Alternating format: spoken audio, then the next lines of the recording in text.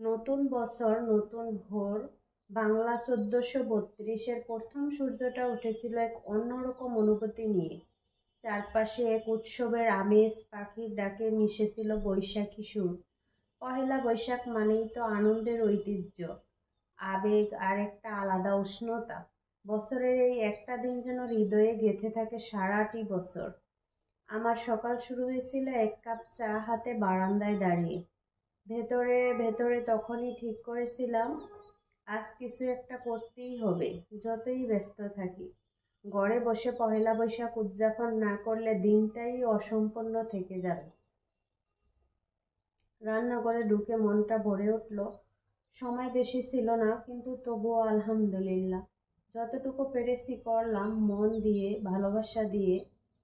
শুরু করলাম আলুর ভর্তা দিয়ে, আমাদের ঘরের সবার প্রিয়। তারপরে এলো ইলিশ মাছ ভাজা। বৈশাখ মানেই তো ইলিশের সুবাস। করলাম ডালের বড়া, মচমচে আর নরম, এক কামড়েই মুখে গলে যায়। এরপর রান্না করলাম ইলিশ মাছের মাথা দিয়ে লতি, এমন একটা পদ যা করতে সময় লাগে কিন্তু স্বাদে থাকে ঘরোয়া ভালোবাসার ছোঁয়া। সঙ্গে ছিল মসুরের ডাল, ছোট মাছের চচ্চড়ি, যা একবার খেতে শুরু করলে থামা মুশকিল। আর অবশ্যই পান্তা ভাত, পেঁয়াজ, কাঁচামরিচ আর বোম্বাই মরিচ। বৈশাখী ঘ্রাণ যেন এই প্লেটেই বন্দি।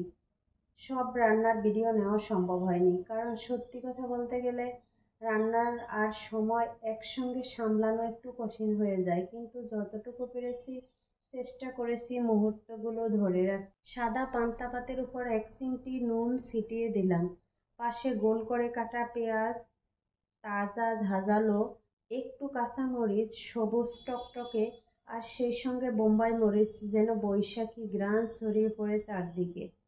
ভাজা ইলিশের একটা পিস পাশে রাখতেই মনটা বলল, এই তো পয়লা বৈশাখ এসে গেল প্লেটেই। এক কোণা জুড়ে লেবুর টুকরো আর একটু করে আলুর ভর্তা আর ডালের বড়া। সবটা সাজিয়ে যখন তাকালাম প্লেটটার দিকে, মনে হয় এতটুকু আয়োজনেই যেন সারা বাংলার স্বাদ ধরা পড়েছে। এটাই তো আমাদের শিকড়, আমাদের গড়, এক প্লেটেই বন্দি বাঙালির হাজার বছরের সংস্কৃতি। বিকেলে বাহির থেকে নিয়ে এলাম মোগলাই, একটু হালকা পরিবর্তন, কিন্তু তাতেও আনন্দ কম ছিল না। সন্ধ্যার নাস্তা হালকা হলেও বৈশাখের গল্পে ঘরভরা ছিল।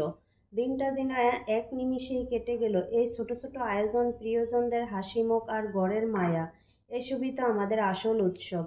না ছিল বড় আয়োজন, না ছিল বাহুল্য, তবুও আনন্দে ছিল পূর্ণ। আলহামদুলিল্লাহ এমন একটা দিনের জন্য। তোমরা বলো, কেমন লাগলো আমার এই ছোট্ট বৈশাখী আয়োজন?